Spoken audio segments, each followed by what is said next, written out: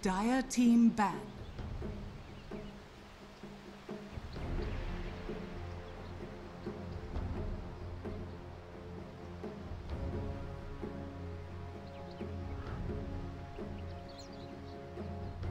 Ten seconds remaining.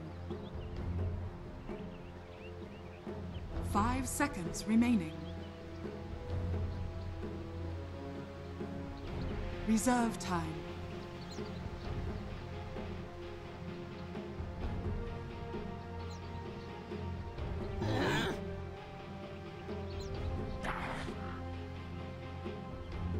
Dire team ban.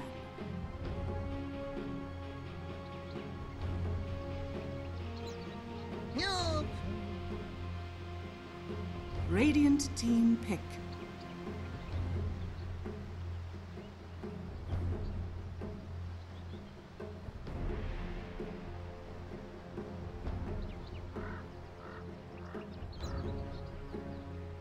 Ten seconds remaining. 5 seconds remaining.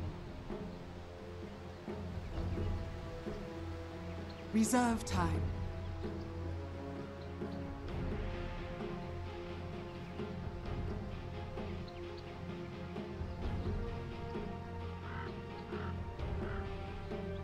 League's assassin.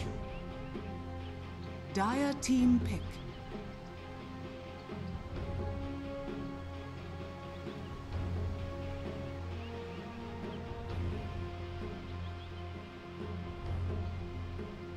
Ladies and gentlemen, hello and 10 welcome back seconds again to the Southeast Asian qualifiers for the Boston Major. I'm Lyrical, going to be joined as well by Draskell as we continue our coverage of I guess this time it's going to be Signature.Trust versus Fire Dragoon Esports. Radiant team pick. We saw them play earlier on against Fnatic.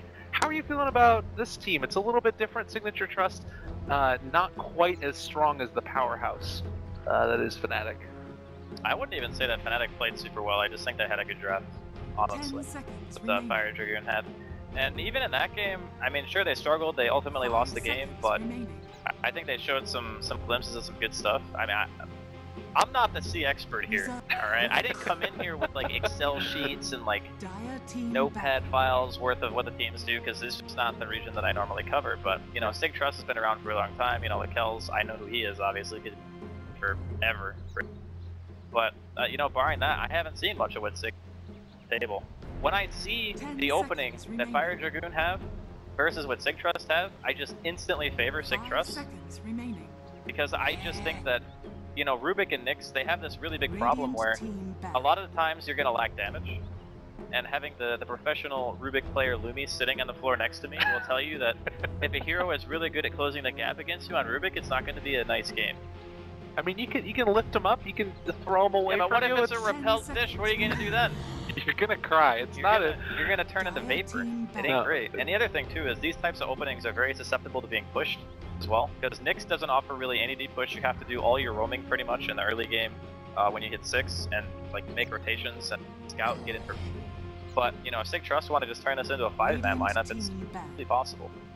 No, absolutely, and that's something that definitely you have to be pretty prepared for. Signature.Trust, I think that they've always been like right on the cusp of being amazing. They've Lakel, as you mentioned him, has been known in the past as the Pinoy Slayer. He's been able to play really well against Filipino teams. I believe that Fire 5 Dragoon seconds is remaining. Malaysian, but that necessarily is going to play into his being better against them or Reserve not. time. But the team as a whole has been around for a really long time, and I think that they've just got that experience edge. When I was looking at Fire Dragoons and the way that they were formulated, they only were created as an organization in March, and they also, I think, have only been playing together for 3 weeks. Is there a play style that favors that level of sort of not coordinated, I guess? I'm trying to figure out a better way to say that. Is there a play style that's good against when you're not super For an coordinated? amateur team, Yeah. is big. And I would guess that it's anything that doesn't involve like heavy amounts of split, even heavy pickoff. I think most of it's just going to be based around, you know, can you 5-man Dota? That's what I would do. Because 5-man Dota is the easiest strat, Yeah. right? It's like, okay, let's win our lanes, pick strong lanes, death ball, run at buildings. You know, that's the strategy that probably requires the least amount of coordination. Because all you do is just sit together. And then if they're even remotely mechanically skilled, which I can only assume they are because they're far in the qualifier, 10 that seconds remaining. everyone knows what they're supposed to do in the fight just inherently because they've played so much Dota. They understand their hero. And then everything kind of just clicks. At least that's what happens sometimes. Sometimes it's a disaster because people don't communicate properly and you lose fight in the game. But, you know, outside of that, they're not, at least from what I see right now, going for that 5-man. And there's Signature.Trust just saying, like earlier, when you're against a Nyx and when you're against a Rubik, you know, they probably assume the Nyx is off lane. It's a reasonable assumption. It could also be played to support, but support Rubik and support Nyx, you couldn't actually pair two heroes together that do less damage. Like, they have 2 stuns, but Rubik's stun doesn't deal damage. And Impale is not really that hard hitting of a nuke. I think it's 2-4, which is not spectacular. So their kill potential would be limited, which leads me to believe that it's probably just going to be Nyx off. And in that sense, Juggernaut just crushes that lane. So he'll be fine. Looks like Fire Dragoon going to go back for the Jug. I think that's a respectable pick in this situation.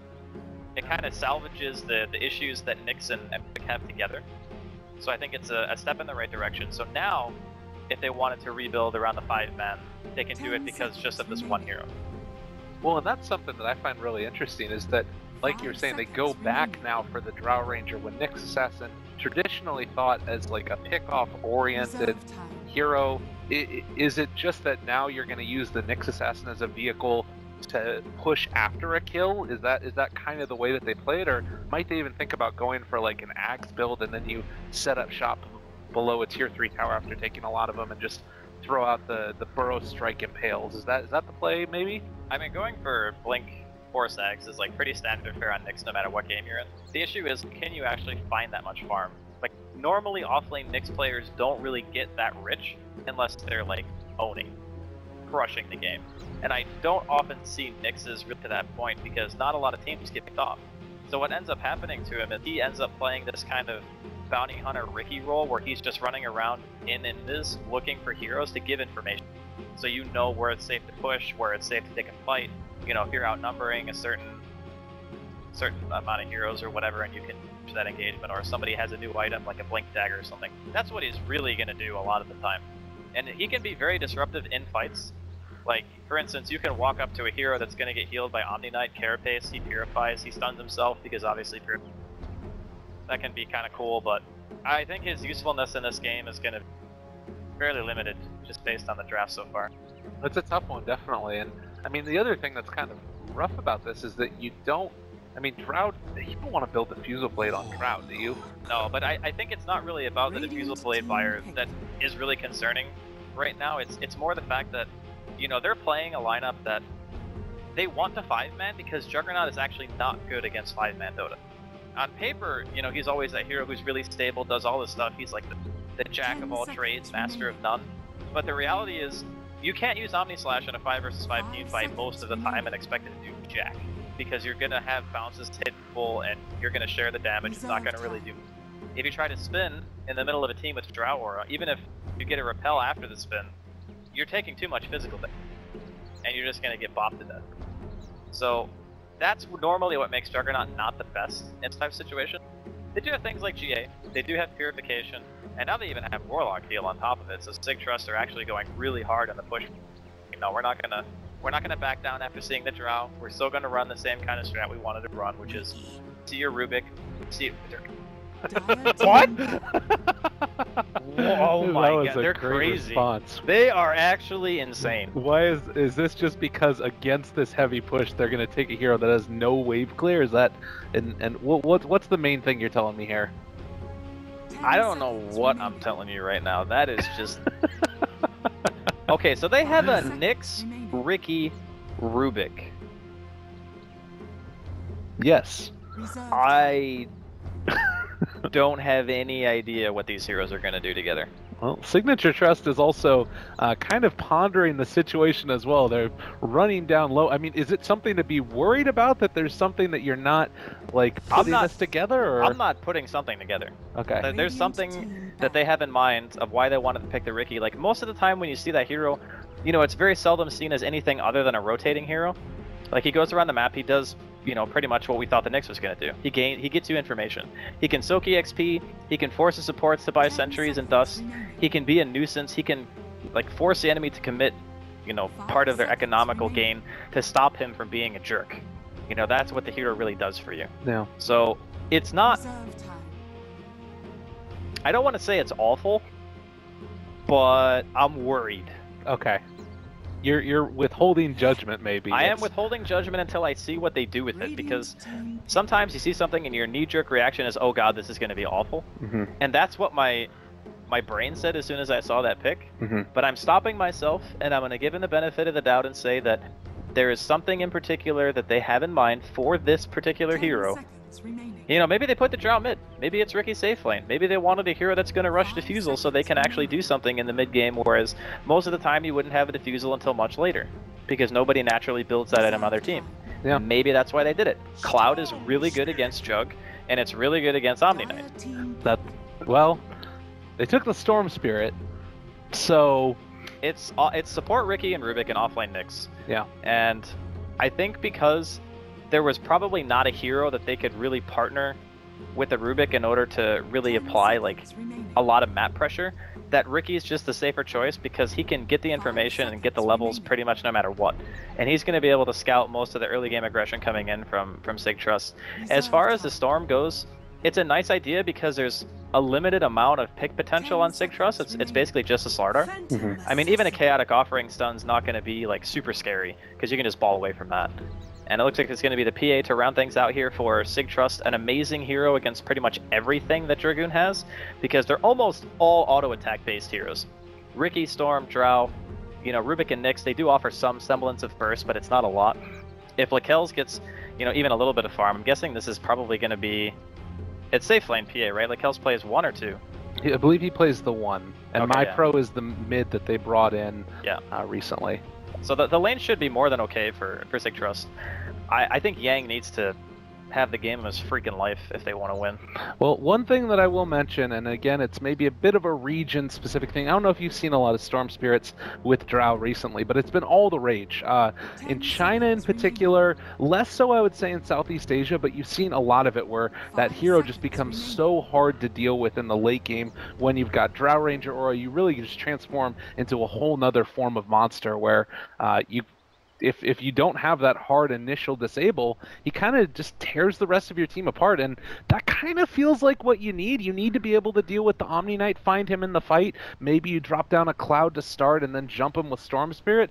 There's an idea there at least, but it does feel like it's hard to execute this lineup from Fire Dragoons. It's in some way a spin-off of what we saw Fnatic do earlier when they had the Nyx and the Furion.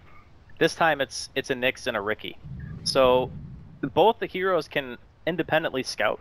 As soon as the Nyx is 6, he'll have Vendetta, he can gain information, same thing with the Ricky, except he can do it from pretty much the beginning of the game. And then what they do is they go for like the double Invis Burrows gank, right? Because as soon as Sig.Trust split up even a little bit on the map, like Warlock is pretty much a free kill. If the Ricky gets off to a decent start, has high levels in Cloud, and they have a Nyx, they can kill pretty much anyone.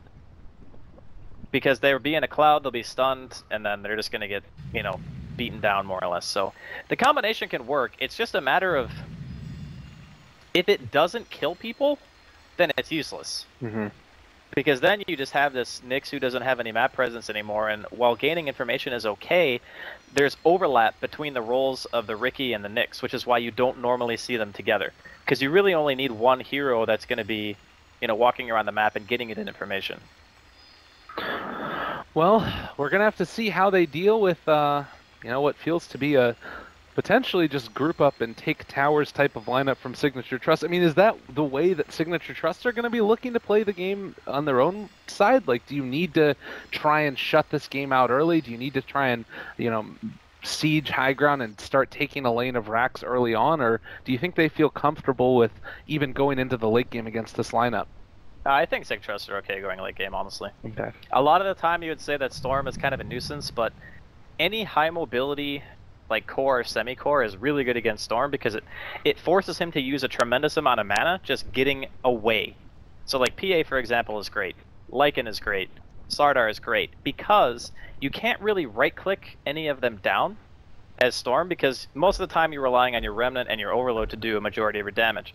But when they have BKB and they're just chasing you in the fight, you have to ball away because you can't just sit there and soak the damage. And when that happens, you run out of mana. Yeah. And when you're out of mana, you can't kill anything. So it ends up being this really awkward situation where if the Storm's not really far ahead, then he's not going to really be able to have the impact that he wants. And really, the only easy kill that he has is the Warlock. Mm-hmm. Well, and even then, it's not like a Warlock is super squishy. He does have like decent strength gain, and has a heal for himself as well. It's going to take an Orchid probably to really bring him down. Not to mention that there's the Omni Knight around to, throw out those repels as well. I would completely agree with you. This feels like a very difficult game for that Storm Spirit to get the snowballs rolling. And I guess we mentioned that they have an idea. Maybe they come up with something funky in terms of their itemization that helps solve some of these issues we've been talking about. But at least for now, it definitely feels like Signature.Trust have come away with a little bit of that stronger draft as they move out, try and place down some wards deep into the jungle and blocking out camps as well. And then they're going to head back towards mid. Yeah, this is I would say it's... Okay, maybe it's not heavily favored for Signature.Trust, but I do like their lineup a bit more. Okay. There is a timing that, Fire Dragoons can hit where they have all the damage they need just from the Drow aura, basically. And I mean, they have 3 ranged heroes. It's a Drow lineup with only 3 range, so it's not like they have insane push, but it's enough. And if they can get, a Diffusal Blade like we were talking about, maybe on the Ricky, I mean, it's a long ways off because he is playing support. But if it does happen, then pick off potentials with him and the Nyx. It's going to be really, really easy for them to get kills that way. Oh. But that's all assuming, the early game goes well. So we'll see what happens. Well, Bryant is going to start the game heading up towards top while they leave the Ricky down here with the Rubik. I feel like I'm missing something. Drow Ranger shouldn't just be like running around not in lane. Okay, they're going to bring the Nyx down there and then I guess move the rest of the supports eventually as well, seeing the aggro. Yeah, if it's an aggro lane, you can't have the Drow here. They'll just kill the Drow. Okay. The supports, again, they don't really do any damage. They might be able to save, but they're not going to secure farm. So I think it's okay to just have... Ooh, Courier Snipe mid, Yang, finding it. That's a good start. That's a good start. Well, you said you needed to have the game of his life on Yang, basically. What is that? Well, this probably isn't it, as MyPro is going to continue the spin and they draw first blood. So maybe negating the good stuff that was going their way, and they can't even find the return kill onto MyPro from Storm Spirit there. He even has a salve. If he was out of regen and went for that kill and he had no HP, I would actually say it's probably fine that he died, because then his courier being dead means he has to go back to base. And if that happened, then all of a sudden you have... Jiang just having a great lane all to himself, and he'd be like level 3 or 4 by the time he got back, but unfortunately that salve kind of solves a lot of his issues. Well, that early movement, it's definitely causing some issues. Top lane, it does mean that it's going to be a Drow Ranger and the Ricky facing off against a PA and a Warlock, and already taking a good bit of harassment from the dagger spam that can come out as well as the Shadow Word. This doesn't feel like a particularly easy lane for the Drow Ranger to be in either. Well, not anymore. I mean, they sent kills up here after they realized that one of the cores isn't committed to farming the safe lane. And if that's the case, then you can just have the Slardar farm as well. Like, there's no reason not to get the Slardar a semi-early blink if you can. No. They are definitely making it work for themselves. I mean, in the mid lane, it doesn't feel like they're going to be able to rotate in and, really cause a ton of issue for the Storm Spirit, which is one thing that's going their direction. In this vacuum of a lane, do you think both people farm fairly comfortably? Yeah, absolutely. You can't gank the Jug, but you can't gank the Storm. This is a wash. Both heroes are pretty much going to get their items. The only thing that's a downside for Sig.Trust is the fact that their courier was dead. So MyPro is not going to be able to get his bottle for a while, and that could actually put the Storm in a position where maybe he gets a good rune. There's a haste bottom. Neither team sees it, but there is one there. Maybe if, MyPro had a bottle, he would have checked that rune, he would have got a haste, and he could have easily killed bottom lane. Stuff like that matters because, instead of going for that rune, he just decides not to because there's no bottle.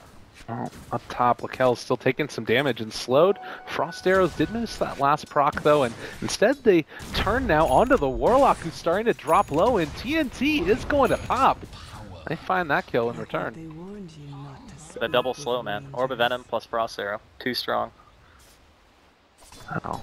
I mean, I guess the thing about Ricky in the early game against these types of heroes, as you kind of already mentioned it, they don't really rotate. So just having the Ricky up here, and Sig.Trust not having the ability to effectively trade with a hero that has such high armor, Because the PA doesn't really want to trade until a little bit later because she didn't have any points in the blur. And I mean, yeah, you can throw daggers, but they both have sticks now. So Yeah. it's not like it's going to be super efficient harass. Yeah, definitely. And I mean, the fatal bonds can be a little bit annoying at this stage, but he doesn't have enough levels where I feel like they're ever threatening, although we are going to see Drow Ranger now back out for a little while. Does not want to get jumped upon and take away all of that hard work that they've made towards winning that lane up top. And it feels like it's actually pretty even so far. Nyx Assassin gained a good amount out of this bottom lane, level 4 already, and now the rotation in. They go for the crush, missed that one. Gonna pull back in the Slardar, and with the rotation from Yang, they might just... Oh, the healing ward, too strong. My pro did show up, that haste turn that you were talking about. And that will keep the Slardar alive. Yeah, that should have been a kill actually for Signature.Trust, but he biffed the stun. So, a bit unfortunate. I kind of figured that they would make a rotation, because when you see a haster, and you just gotta go for the kill, right? You just gotta go ham, but... Yeah, so far, you know, Fire Dragoon, they're doing it. The Stormpole is a little bit ahead in CS because the Jug made a rotation that didn't end up resulting in a kill. And this is another thing too, like I talked about Yang having a good game, but the Storm can also very easily have a good game because, like you mentioned, this lane is a vacuum. No one's interfering with mid pretty much at all from either team. And in that sense, having the Drow Aura, he even got a regen. Like, this is the dream start for a Storm. The only thing that could get any better for him is if he got a kill. Well, ladies and gentlemen, it looks like we're having a little bit of issues as we have dropped frames. We're going to try and fix up the output real quickly. And... Looking for me? Denied.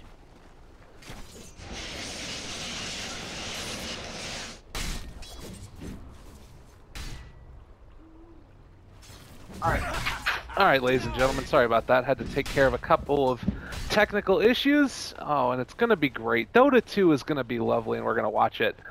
But yeah, even game so far with actually Fire Dragoons coming out a little bit ahead. Well, it's like the Storm is doing like really well. Wow. And then the Nyx is doing pretty well, like tied with the Slardar. Then the PA and the Jug are both ahead of the Drow. I've seen games like this before where the Drow kind of falls behind a bit, but he's not just like chain feeding kills, right? Okay, I say that, and you know, Caster's curse. Oh, Bryant getting ran down, and they actually guessed the wrong direction. We'll chase after the Rubik. They get the lift and the stun turnaround, but it's not quite enough. Hey man, didn't lose the Drow. There you go. And in the meantime, the Storm gets a kill on the Warlock, so it's just basically a support for a support. All right, not too bad there. Yeah, the Drow Ranger definitely feels to be helping out that Storm Spirit a heck of a lot. So, a nice little start to this game, and where are we at right now as far as the difference in net worth? Around 1,000 gold ahead for them. Can you start to... I mean, we talked about the lack of ability to snowball with kills for Storm Spirit, but if they keep on finding the Warlock, does that still work? Can they make that happen for them? Yeah, I mean, if they find the Warlock out of position. Like, he's trying to soak EXP in a solo lane because he knows he wants to hit level 6. Like, the rest of the heroes on his team are just trying to make something happen in the safe lane. But you can see that Fire Dragoon's reaction is more or less perfect. I mean, they're even going to get a kill on the kills. Wow. So, they're playing just much better than Signature.Trust are at the moment. Well, really impressive stuff coming from our open qualifier team, number 2 in this region, and they are losing the tier 1 tower in the bottom lane, but with the pings coming out, they're going to move in and contest this. Nyx is there as well. Mid lane, Warlock still manning up against the Storm Spirit. Will hop over there if they do decide to jump, but at least for now, they need to be careful about this movement in from Ben. I mean, they're just trying to stop the tower from going down. And they're not really committing that much if you think about it. Like, just having Yang down here and Ben, those are two heroes who really just want the levels for now. It's top. Well, another dive forward, and the dagger finds the kill. It was the jump and purification combination that really brought that Rubik down low. So trading off kills, but yeah, it's Signature.Trust. Another interesting little point about them. They've been fairly inconsistent for a while, and they were the only team that ended up like losing a game to the Mongols in the Manila Major qualifiers. As we see the jump forward here, TNT pulled back into the cloud, and he's gonna drop. And it feels like there's always these little moments of inconsistency between them. As Omni Slash comes out, pretty good luck, but not quite good enough. And my pro is gonna be pushed back now. That was like a very small percentage chance that he was going to get that kill. That was crazy aggressive. I don't know if they're like tilting or what, but like the movements on the map so far from Fire Dragoon have just been like much more calculated and overall just better. Like they got a kill on the PA, which is a hero that should like pretty much never die unless the Storm is committing to the gank, which obviously wasn't there. And bottom lane again. Well, Abba, they dodged the crush coming in. As the wraparound could be there, is Yang going to be able to block them out? He doesn't quite, and phase movement speed coming in from the sprint. They turn around for another crush, but now they have the Impale. Sticks around a little bit too long, gets a 3-person Impale. Yang trying desperately to kill off that Slardar, not quite able to make it happen. And where's the rest of their team? How is... Oh, come on now. The Storm's killing the Warlock again, that's why. Alright, well that makes sense, but that could have been a triple if the Storm happened to be there. I think his TP was on cooldown. Dude, I'm pretty sure before this game, TNT was talking to Zhang, and he's like, yo, remember that money you owe me? You gotta come mid and feed me like 3 times in a row so my Storm gets a crazy fast Bloodstone. Because I can tell you how this game gets real bad for Signature.Trust. That Storm gets really farmed. That's how this game gets bad. Oh, it's feeling already like that might just be the case. And I mean, Lakel's is up here. He went for the Vanguard build, so you would imagine that he'd be nigh unkillable, but he did go down a little bit earlier. If they bring the Storm Spirit up here, is this another kill? They're rotating. This is a very hard kill. Actually, wait, what level is the Rubik? Okay, he's not 6. I was gonna say, if the Rubik's 6, it's probably much easier. They're gonna go for it anyway. Well, they jump at least, forcing back that PA. There He's is super tanky. Yeah. This might actually... What is going on? Alright, they drop the Warlock ulti onto Bryant. Shadow Word as well. He's going down. They bring back in the Nyx Assassin, get the stun thrown out there, and they do find the kill on Lakel's, but not sure if it's going to be enough. Stole Shadow Word from the Warlock, and now Rubik needs to back out before he goes down. These heroes have no mana. Slardar just... Dude, they don't have any mana! Go back in, you're crazy! Oh, well now Storm Spirit on top of him, chasing, and well, with the crush, he is not going to be able to find the kill onto Yang, or even stun him. Nice trick to the trade there. That Omni just bailed. He's like, I don't want any part of this, I'm out of here. That was like some serious miscommunication. Like, he had the right idea with the wraparound because Yang and Ben couldn't use any spells. Oh no, sorry, it was WL. The Rubik had no mana, so when they dive that, if the Omni's there and they have 1 heal, they kill like both those heroes. That was very awkward. Like, they could have easily dealt with a Storm coming in, because if you're already down 2 and you're just a Storm trying to fight into 2 or 3 heroes with a Golem, you can't fight that. I don't know why they didn't just go all in there.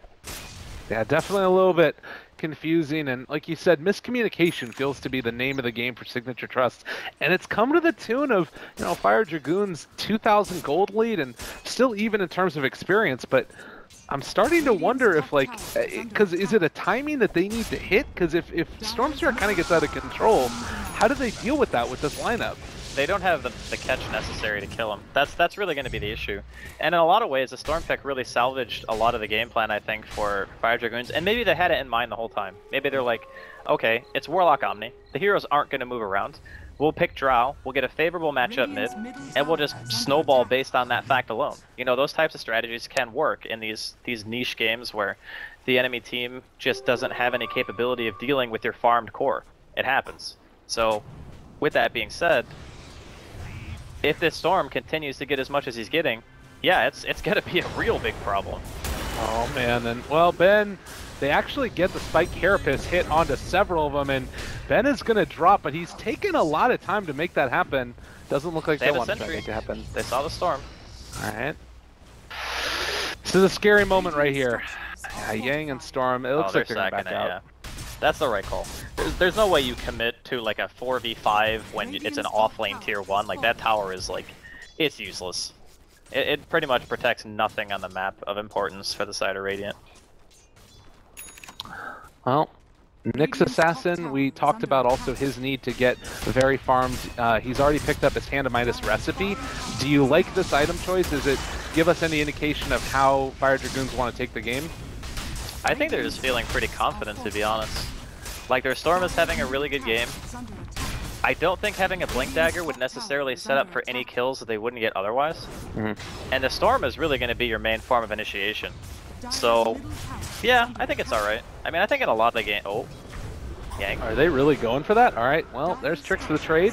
It's going to blink dagger over now towards Umbel, and they find the kill nonetheless. Rubik does steal Blade Fury, which is pretty nice. I mean, if nothing else, it's fun to look at. Oh yeah. Spins his magic wand.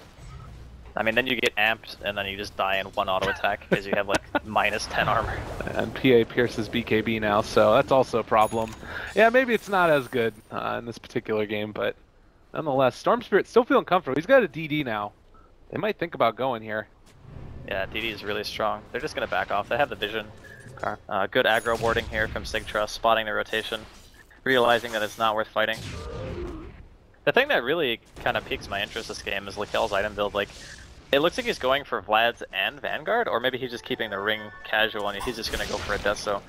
But, you know, that type of build, you're still having... Oh wow, Mypro just solo kills the freaking Jug. Okay. Yeah, that's a problem. That's really, really bad, actually. This Storm is doing so much work for them. Him and Yang have really been on point this game. And without, like, their influence and having that Storm matchup in the middle lane, this would have been a total disaster, I think. They have, like, salvaged this to a very, very high degree. And in the meantime, Sig.Trust, while getting their safe lane tier 1 push in, they're just going to go for Roche. It's a nice play.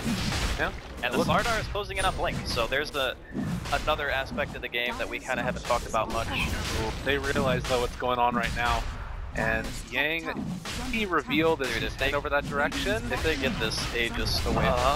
They drop the Cloud. Umbel, they're on top of him. And Tricks the Trade. Do they realize that they're still in the Roche pit? They should. The jump forward instead onto the Omni Knight. They drop the Chaotic Offering. It's onto 3, and Crush not going to actually do all that much as they have another jump forward as Omni Slash has been used, but it only kills off the Riki. It looks like that might be enough to dissuade Fire Dragoon from going any further, though. I mean, that was only a 4-man engagement, and they forced a buyback, and they only lost Riki. I mean, at the end of the day, yeah, they're going to lose the Roshan, but the truth of the matter is, if they have 5 heroes, they probably win that fight. Yeah. No, absolutely, and I don't think that Aegis changes enough that it changes that next engagement that's going to happen. Maybe they farm more aggressively around the map, and that allows them to build into another item that then gives you Signature.Trust that boost that they need. But right now, it definitely feels like, you know, Fire Dragoon can kind of do whatever they want, and amp damage on the Rubik, it ain't bad either. Yeah, it's a really nice steal. Goes through repel and everything, so you can get a lot of damage output in that way. And Yang is building towards a Diffusal, by the way, which we spoke about a bit earlier. I mean, he's still quite a bit off, but, you know, 2 or 3 team fights and he's alive through them and he might have enough money to buy it. I mean, I haven't really felt the Omni so much this game. Maybe now that the Blink is out, we'll feel it a bit more. Yeah, definitely. Jump there. Purification coming out. Going to do a lot of damage, and with one last Blade Fury forward, they are going to be able to find that kill. That might signal that there are some wards up on their high ground. But the jump forward, and they've actually caught onto the Slardar, and he is going to die as well. So a 1-for-1 exchange so far. Turn now onto the Warlock. TNT in a little bit of trouble. Has his heal coming out, but the Impale connects. And a double for Storm. He is all over him. Yeah, the Storm just continues to wreck this game. They have 11 kills. He's 8 of them. Kells. They don't want to go for it. That would have been a really nice pick if they could have found it, but a bit too far for them.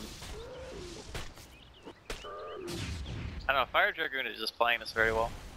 I mean, you could pretty much attribute most of it to the mid player and Yang, but I think if the game keeps going at this rate, the Storm is going to be way too farmed to deal.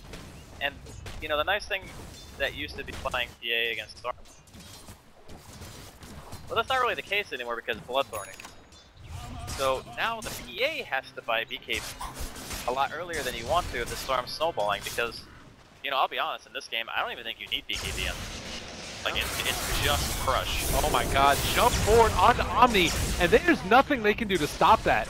with Chaotic Offering still down. It is back up now. They could think about turning onto him at this point, but TNT, pump fakes it. They do finally throw it out. Omni Slash not going to be able to kill off the Storm Spirit. They will be able to chase down the Rubik, who steals and actually throws out the Blade Fury again. Ben now pops into Vendetta. They pop the dust. Need to turn around. They do find that kill. Also taking down the Rubik, looking for Brian as well, but on the back lines, running through all of them. A hasted Storm Spirit causing a lot of issues. Another one is going to come out, and it is going to be a kill. Nicely played there by ABBA, and they do finally take another Rubik. Oh no, never mind, that was Bloodstone. Yeah, he had so many charges. He had a lot of charges. He respawned instantly. There was a buyback from Rubik though, and God, look at that gold swing! 5,100 gold at this early stage is huge. Yeah, that's a really big loss. I mean, the nice thing is, since Zhang had so many Bloodstone charges, that he's pretty much back to ground zero. So his mana regen's still fine. It's gonna hurt his farming rate a little bit.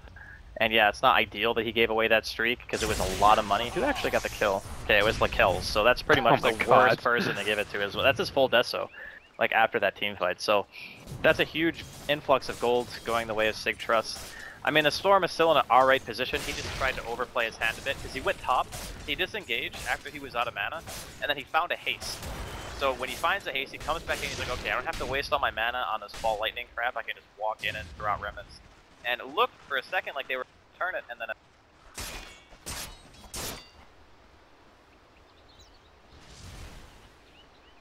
Touché. maybe they take a little break and fight it.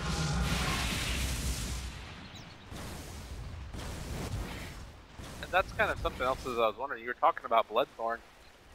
Worth rushing it against a PA, or more worth it trying to go for... I mean, there isn't really another great item that he... I mean, some people would prefer to get, like, item perhaps. Nice sentry. Unfortunate there. The Impale goes through as well as the Spike Carapace. Yeah, no way to stop it. Yeah, but I still think that his options are... I think if he wanted to be, like, ultra safe, you buy BKB. But I wouldn't want to buy it just because you're only buying it for one stun. Maybe Shiva's is a possibility. Yeah, that's what I mean by an armor. Yeah, like exactly. Shiva's is usually the go-to. And the nice thing about Shiva's as well is it can cancel blinks and stuff and spot people out as well. Well, speaking of spotting people out, with Aegis expiring now, Ricky had his eyes on a couple of them, and Storm was in the area, but they don't opt to go that way, and actually preemptively dusting as well, just to make sure that Ricky isn't hanging around. Well, 21 minutes into it now, and it's looking like it's gone back into the favor of Signature.Trust pretty substantially in the experience department. But is this Storm still a problem? He's almost caught up to the net worth, the Juggernaut and the PA to the Storm Spirit. Is it still where this hero just inherently is so big of an issue if you don't have the lockdowns that they have to keep killing him? Or is it sort of that they don't have to worry as much about him at this point? If he dies one or two more times without having a really big impact in a fight, yeah, it can become really bad. Because you get to a point where, you know, as Storm, you want to get in, you want to get a kill, and you want to get out. You don't really ever want to stick around. And the more mana you have to commit to getting that kill, the harder it is to get out. Right. And then you start dying because you're out of mana, instead of, I'm dying because I'm getting stunned. That's the point where it starts to become really hard for him to keep pulling his weight. Because you need to be able to get the kill super fast and be done with it. I mean, he's still kind of at that point because he's still 10-1. Like, one death isn't ending his game. But Storm is kind of similar to Queen in the regard that if you get too far behind, you kind of have to play this farming game. And if you start playing the farming game, Sig.Trust are just going to 5-man down your lanes. And you don't want that. So yeah, it's kind of this really close point in the game where one or two team fights can really decide it all. Oh, having a little bit of a hiccup from the server, it looks like, but a jump forward, double spin action going on. Hopefully we don't drop out of this one as the PA takes the kill onto the Rubik, so a little bit unfortunate there. Not sure what's going on with these servers. Are you getting on your end? I'm okay. I think you might just have to reconnect, honestly. All right, let me try a quick little...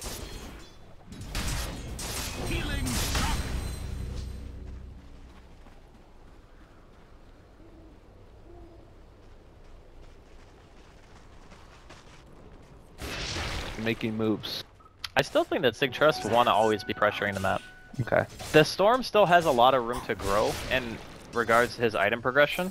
And I think that, you know, Jiang, he's obviously focused on getting his Orchid finished before the next really big team fight breaks out, because that way, you know, he can jump to the back line, he can stop the Omni and the Warlock from doing something simultaneously. Yeah. Like, that kind of power is really, really good to fight with. So he's only like 200 gold away from it. And once he finishes it, oh, Blink Crush here, top lane. Good bit of damage. Ben dropping low. He is going to be able to chase this one down and steal and spin for the up team front. Rubik is actually just going to get Omni Slash to death. All right, my pro, he is no chill. Just going to take him down. Yeah, that man just goes in. I can respect that. That's good. He is not about dilly-dallying. He just wants to make the play. But we're kind of seeing one of the other flaws of Fire Dragoon's team is they are kind of all in on their Storm. It's like if this Storm doesn't own, the game is lost. Yeah. Well, you mentioned the Orchid. It's up and online at this point. Omni Knight already throwing out repels onto that PA, but they need to make something happen in a hurry because it is feeling really tough. Also, Diffusal Blade is close on the Riki, but not quite there. And now they decide to jump onto Lakel's or nobody? That was weird. Maybe they're just waiting for the next rush. Yeah, I think they are. So posturing on the map, forcing the enemy team inside of their base, recognizing that one of the main objectives is going to be up really soon. You got the Slardar, you got the PA with the Deso. That thing is going to die. And BKB is down on Lakel's as well, so he is more than ready to take engagements. I think it's kind of getting to a point where the weaknesses of Fire Dragoon's lineup are starting to show. You know, they had this Drow. They never really went for the all-in kind of push strategy. They went for more, okay, we're going to pick Drow and try to get a really good 1v1. And yeah, that worked great.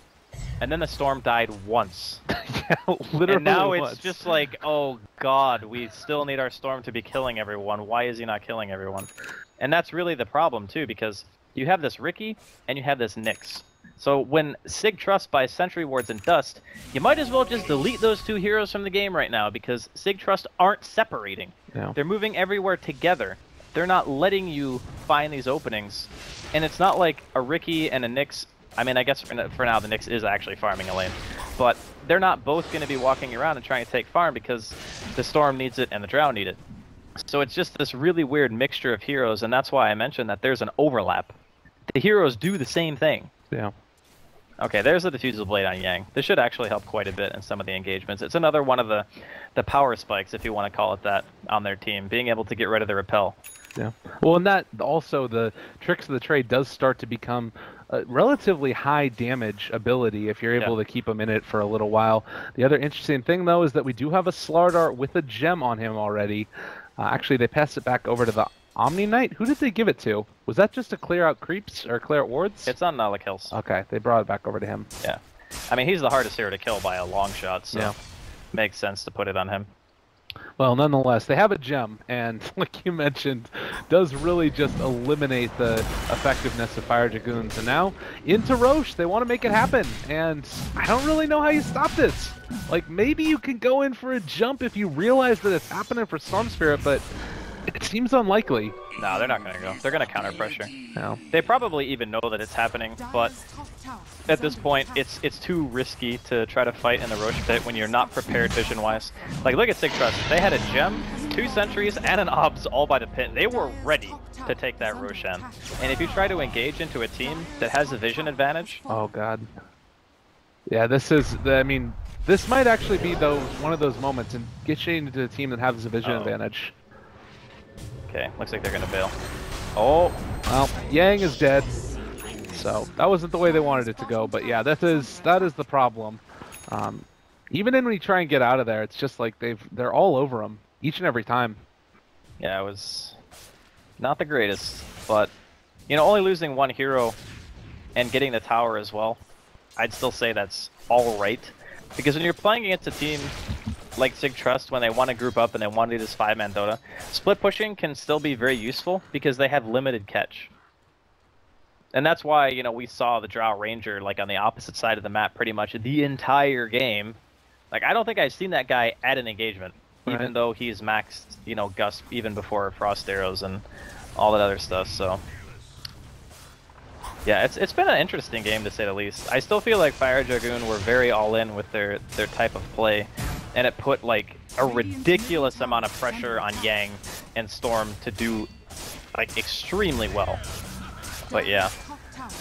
it's kind of getting to a point where the Storm needs like 1 or 2 more items on top of what he already has to even, you know, try to make a dent in this team fight. Because everybody's just getting tankier, right? Yeah, no, definitely. And you look at it, there's like you have little bits and pieces in here. You've got the Hurricane Pike, which does keep you alive, but it doesn't really give you the same amount of damage that you need out of Signature.Trust. And I'm just looking at all of these heroes. You've got Force Staffs on the Slardar to keep him alive.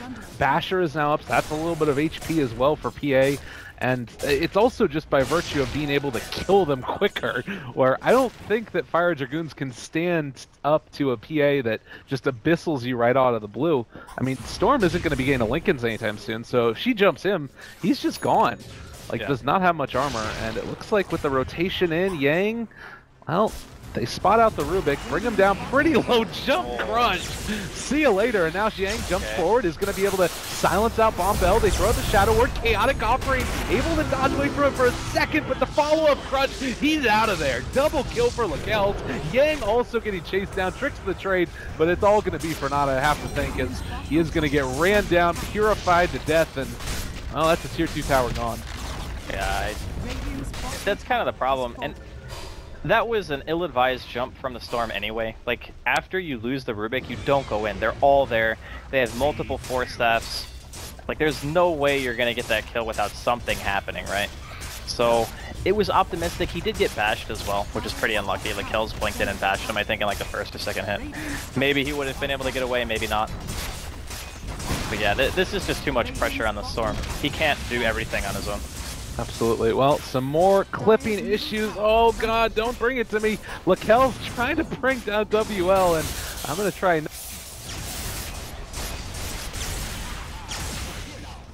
Dire's top tower is under attack. Radiant's bottom barracks has fallen.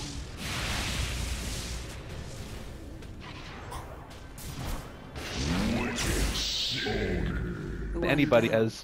Lakel's able to take down another and back towards the bottom lane. They are jumping onto the Stormsurge, who jumped in again. Cloud Amplified trying to get out of there. Low on mana though, and can he actually make his escape? He's trying to find at least 1 kill, but decides to commit suicide instead. And they actually can't control these guys. Lakel's is pretty low, but he has the Aegis still up afterwards. So even though he's getting right-clicked and missing a billion times, they aren't going to be able to make it happen. Crush just barely missed, slowed down, Diffusal Blade there, Bryant's gone, and good game, well played gets called as Signature.Trust take it. You know, I did doubt the Riki Nyx combination. I think my doubt was warranted, but I'll be honest, it started off a lot better than I thought it would have. Like like Yang killing the courier,